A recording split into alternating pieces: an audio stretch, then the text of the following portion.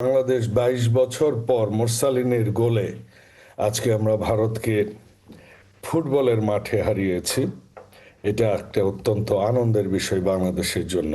জি, India নিয়ে আমি একটু কথা বলতে চাই, কারণ আমার ভারতে আমার কাজের কারণে দিল্লি বোম্বেতে প্রায় 10 বছর থাকবার আমার অভিজ্ঞতা হয়েছে।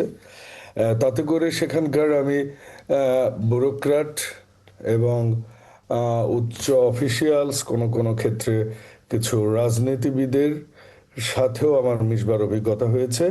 আমি সেখানে একটু বলতে চাই, যেটা রাষ্ট্রদূত মাহফুজ ভাই যথার্থই বলেছেন যে প্রত্যাবর্তন চুক্তি আছে আমাদের। আবার মাসুদ কামাল ভাই বললেন যে মানে আমাদের রাজনৈতিক সরকার নেই, দুজনই এটা বললেন।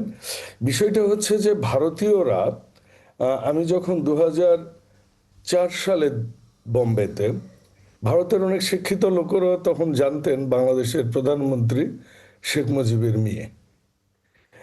এটা হচ্ছে তাদের জাতীয় ফিলিং। আপনি যদি দেখেন যে কংগ্রেস এবং পরিকাঠামোটা অতটা ম্যাচিওর হয়েছে বলে আমি মনে করি না যে আমাদের লিডারশিপ গুলো গ্রো হবে।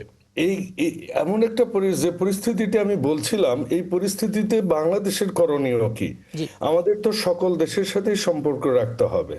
আপনি যদি শেখ মুজিবুর রহমান সাহেবের কথা বলেন, ওনার সময় উনি কিন্তু এসে যখন বাইরে যান ইন্দিরা গান্ধীর কাছে, উনি ওনার সচিবরা বা ওনার যারা উপদেষ্টারা ছিলেন বলেছিলেন যে তাদের কাছে প্রস্তাব পাঠাতে, যে সেনাবাহিনী ফেরত পাঠানোর জন্য।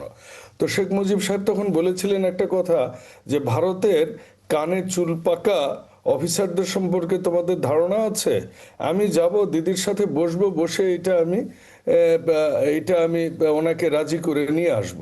সো ডিপ্লোম্যাসিটা এরকম ছিল। আপনি যদি শহীদ প্রেসিডেন্ট জিয়াউর রহমানের কথা বলেন, উনি কিন্তু যেভাবে চায়না বলেন, আমেরিকা বলেন, সৌদি আরব এবং মিডল ইস্টের সাথে যেভাবে সম্পর্কে উনি পররাষ্ট্রনীতিটা উনি প্রভাব বিস্তার করতে পেরেছিলেন, ঠিক তদ্রূপ উনি ভারতের সাথেও কিন্তু উনি ওনারটা আদায় করে নিতে পেরেছিলেন।